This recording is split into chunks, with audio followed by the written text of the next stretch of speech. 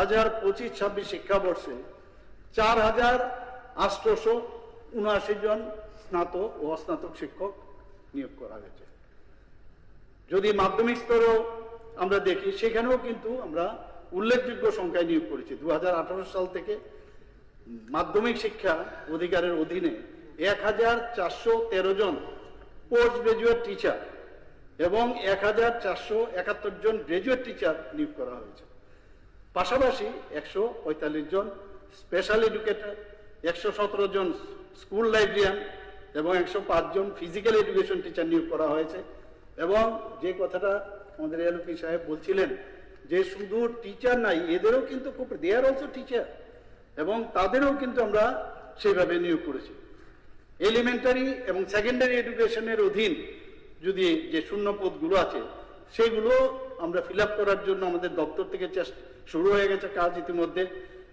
আমরা এখানে যেটা মাননীয় বিধায়ক শ্রী সুদীপ রায় বর্মন বলেছেন, এর মধ্যে আমরা একটা মিটিং করেছিলাম।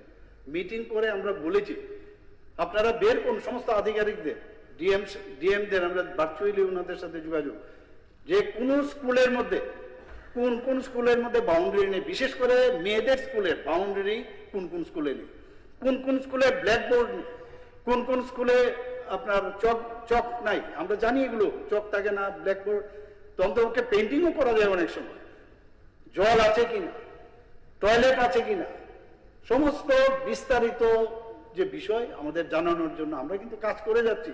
এবং ওনারা বলেছেন দেবেন যে কোনো জায়গায় ইলেকট্রিসিটি আছে কিনা, ইলেকট্রিসিটির কথা মাননীয় এলপি সাহেব বলেছেন, ইলেকট্রিসিটি আছে কিনা, ওখানে যে আমাদের মিড ডে মিল সেটার গুণগত মান ঠিক আছে কিনা। যেমন আমার কাছে কালকেই খবর এসছে যে কিছু মিড ডে মিল দেয়, ওনারা অ্যাকচুয়ালি ওই নিরামিষ দেয়। তো আমি বললাম এটা কি করে হবে? তো আমি বললাম যে না, ওদেরকে তো এটা দেওয়া যাবে না, কারণ আমাদের এখানে তো ওরা মানে আমাদের এখানে অ্যাটলিস্ট তো ডিম দেবে বা অন্যান্য যেসব যাতে দেয়, তার জন্য মানে আমার বলার অর্থটা হচ্ছে যখন যেখানে মনে হয় যে ঠিক সেই দিকেই কিন্তু আমাদের ডিপার্টমেন্টের থেকে আমরা সেই কাজটা করছি। আজকে এই যে এলিমেন্টারি সেকেন্ডারি এডুকেশন, সেখানে যে কাজটা শুরু হয়েছে, যেগুলো ভ্যাকেন্সি আছে, এবং সেখানে প্রয়োজনীয়তার ভিত্তিতে কিন্তু টিচার্স রিক্রুটমেন্ট বোর্ড টিআরবিটির কাছে আমরা রিকোজিশন অলরেডি পাঠানো হয়েছে এবং ভবিষ্যতেও তা জারি থাকবে। প্রি প্রাইমারি টিচার এবং এই যে প্রি প্রাইমারি টিচারের 352টি শূন্য পদে অলরেডি নিয়োগের জন্য পদক্ষেপ নেওয়া হয়েছে এবং সেটা সিলেকশন টেস্টের মাধ্যমে সেটা হবে, তারও নথি বাছাইয়ের প্রক্রিয়া চলছে। টেট 1 এর মাধ্যমে ক্লাস 1 থেকে 5 এর অ্যাসিস্ট্যান্ট টিচার, যেটা প্রাইমারি, এবং আন্ডার গ্রাজুয়েট টিচার যেটা কেবিটি, সেখানেও পদে প্রায় 1036টি শূন্য পদ পূরণের জন্য টিআরবিটিকে রিকোজিশন পাঠানো হয়েছে। একইভাবে টেট 2 মাধ্যমে ক্লাস 6 থেকে 8 যে গ্রাজুয়েট টিচার আছেন, অ্যাসিস্ট্যান্ট টিচার পদে 1020টি পদে টিআরবিটির কাছে আমরা রিকোজিশন আমরা পাঠিয়েছি। আমাদের গ্রাজুয়েট টিচারের কথা যদি এখন বলা হয় যে এসটিজিটি অর্থাৎ selection test for graduate teacher 700 পদের জন্য যে নিয়োগ তার প্রক্রিয়াধীন রয়েছে।